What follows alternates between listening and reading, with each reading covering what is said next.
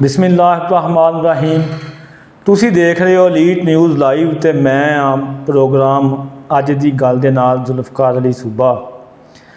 अज गल करांगे पंजाब दी शान कपाह दे उत्ते कि कपाह दी जिहड़ी फसल आ उहनूं सही काश्त दा जिहड़ा वो दिन ने वो अप्रैल तो लैके ते मई तक वो हुंदे ने। फिर उस तो अगे असीं देखना कि कपाह जिहड़ी आ उहदे वास्ते सानूं पैली किदां दी लैनी है। कपाह वास्ते पैली जिहड़ी है ना वो होनी चाहिदी है वतरी। अगर तुसी जमीन कलरी आ ते उहनूं खेलां बना के उत्थे काश्त की जा सकती आ। ते कदी भी जिहड़ी कपाह जिहड़ी है ना मेरे हिसाब दे नाल, बल्कि ये तो महकमा भी ज़रात भी तुहानूं दस्सेगा कि नशेबी जिहड़ी आ वो ज़मीन, रेतली ज़मीन और सेमज़दा ज़मीन उहदे वास्ते जिहड़ी है ना कपाह वास्ते वो पैली इस्तेमाल नहीं करनी चाहिए। एक तो है चीज़ ये।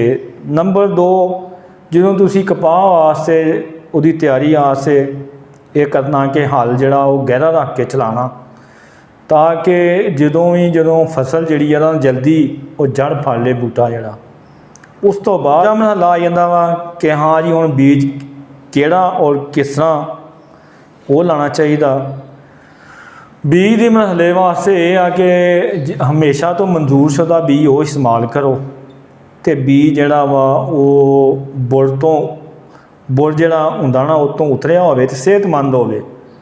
अगर तुसीं जिहड़ा वा बुरा जिहड़ा उहदे उत्ते आया हुंदा, ठीक है ना, उन्होंने उतारना वा तो वो वास्ते तुसीं इंज करो कि गंधक का तेज़ाब वो लो 1 किलोग्राम तो 10 किलोग्राम तुसीं जिहड़ा ना वो बीज वो लैके वो वास्ते वो इस्तेमाल करोगे तो बेहतरीन हो जाएगा।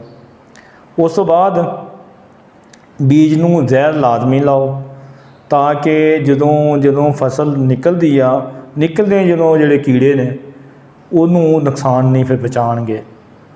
इस वास्ते जहर लाजमी इस्तेमाल करो। फिर बीज वो इस्तेमाल करो जिहड़ा गुलाबी सुंडी जिहड़ी है उहदा तो मुतासर ना होवे, सेहतमंद बीज वो इस्तेमाल करो। तो अगला मरहला काश्त जिहड़ा वा ना वो किदां करना, उहदे वास्ते जिहड़ियां खेलां बनाणियां ने कदरी ज़मीन वास्ते, अगर तुसीं उत्ते वो करना चाहते हो उहदे वास्ते ये चीज़ आ कि 2 तो 2.5 फुट का जिहड़ा फासला होना चाहिए खेलों के दरम्यान।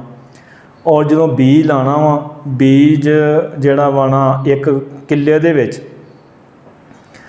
तुसी उहदा दरम्यानी जिहड़ा बीज दा फासला वा वो बूटे का वो रखना वा 9 तो 12 इंच।